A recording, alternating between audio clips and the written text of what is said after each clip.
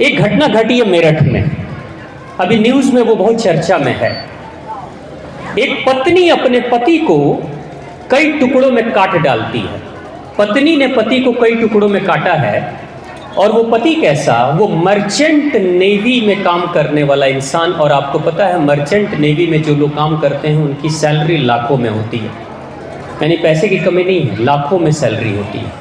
देश विदेश जो भ्रमण करता है, मर्चेंट नेवी के लोग 6-6 महीने दूसरे देश में रहते हैं, यानी पैसे की कोई कमी नहीं है, शानो शौकत की कोई कमी नहीं है।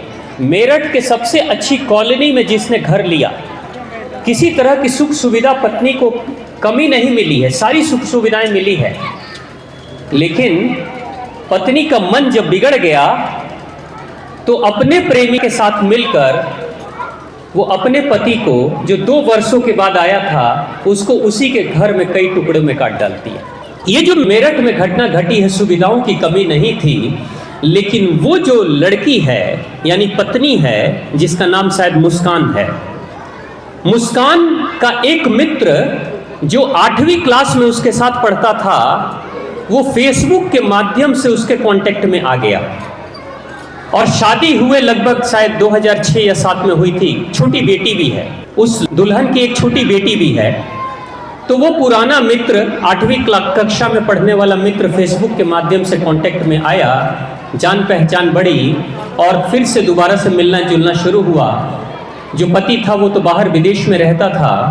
दोस्ती इतनी दोस्ती बढ़ी, और दोस्ती में बढ़ा क्या, नज़दीकी तो बढ़ी, साथ में वो लड़की नशा करने लगी, यानी पत्नी नशा करने लगी।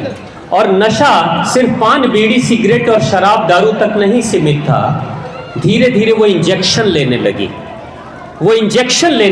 और इंजेक्शन लेते लेते ऐसी लत लग गई उसको कि जिस समय पति आया, छुट्टी से अपने घर पर आया, तो पत्नी का जो मित्र है बाहर वाला, वो कहता है अब जब तक तुम्हारा पति रहेगा तब तक हम लोग ठीक से आज़ादी से नशा नहीं कर पाएंगे, इसलिए इसको रास्ते से हटाना ज़रूरी है।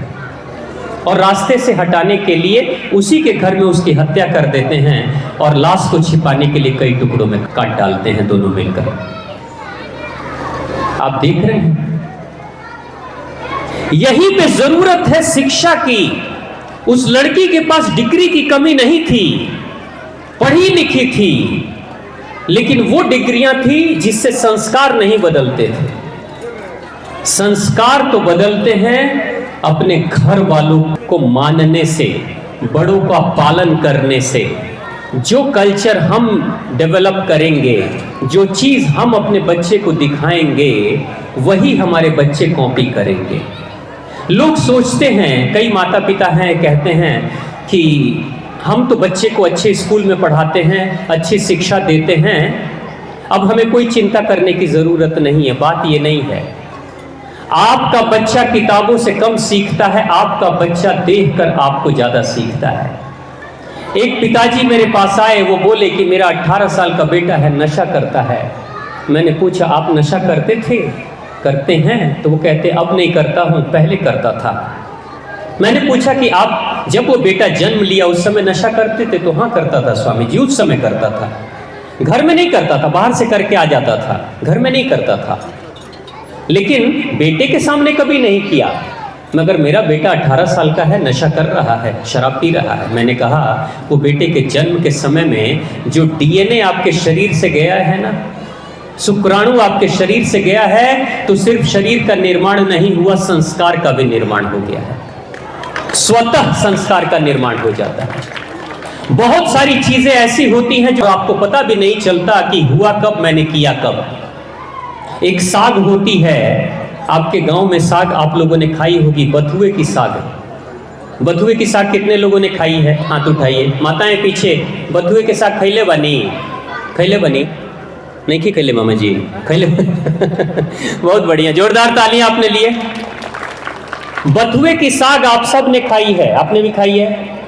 अब ये बताइए हाथ उठाकर कि बथुए की साग कितने लोगों ने लगाया है अपने खेतों में? लगाने का काम किसने किया है?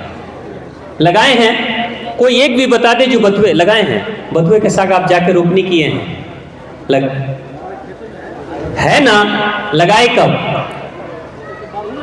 हाँ, लगाए कब? लगाए, खाए सब, लगाया कोई नहीं। लेकिन वो खेत में है, उसका बीज है बथुए का साग। माता जी, बथुआ के साग रहेला नु सालों भर, रहेला कि ना? जब मौसम आवेला, कौन से महीने में, किस महीने में निकलता है? अक्टूबर नवंबर, यही मौसम है ना? अभी निकलेगा क्या? अभी नहीं निकलेगा। लेकिन उसका बीज, खेतों का बीज हट गया क्या? नहीं हटाना है ना उसके अंदर। यानी हमारे जो बच्चे हैं ना, बथुए की साग की तरह हैं, याद रखिएगा, बथुए की साग की तरह। बचपन में जो संस्कार पड़ गया, उस खेत में बथुए का बीज अभी भी है, लेकिन साग नहीं दिख रही है। आप साग नहीं तोड़ के ला सकते हो। जब अक्टूबर नवंबर का मौसम आएगा, सही अनुकूल समय आएगा, फिर से बथुए का साग बड़ा हो जाएगा, आप उसको खाओगे, आपको मिलेगा।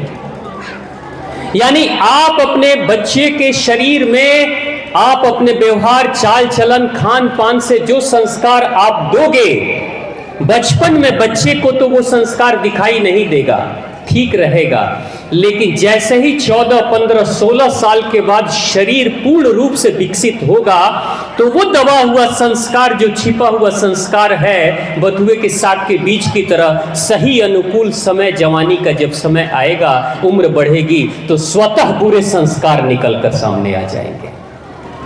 वो पिता रो रहा था कि शराब में पहले पीता था, अब नहीं पीता हूं, लेकिन 18 साल पहले बीजारोपण तो कर दिया ना आपने। अब जब 18 साल के बाद आप जो खाओगे, आप अगर जो खा रहे हो ना, वो टेस्ट भी जाता है बच्चे के संस्कार में। आप जो कपड़े पहनते हो, वो भी संस्कार में जाता है। आप ये मत सोचिएगा कि अच्छी अच्छी बातें बच्चों के साथ करेंगे तो इतना ही से बच्चे की जिंदगी बदल जाएगी, नहीं। हर तरह की चीजें होती हैं। तो कल को हम लोग रोएंगे अपने बच्चे को लेकर, सोचकर कि मेरा बेटा बिगड़ गया, मेरी बेटी बिगड़ गई, तो फायदा नहीं है। बचपन से आपको काम करना पड़ेगा उसके ऊपर। एक कवि होते थे, उन्होंने कहा था कि पूत कपूत तो का धन संचे, अपूत सपूत तो का धन संचे। यानी बच्चा ही आपकी दौलत है। आपके पास कितना भी बैंक बैलेंस आ जाए, करोड़पति भी आप हो जाएंगे ना, अगर आपका बच्चा बिगड़ गया तो आपने अपनी दौलत में सेंध लगा दी है। मैं एक परिवार को मैंने अपनी आंखों से देखा है।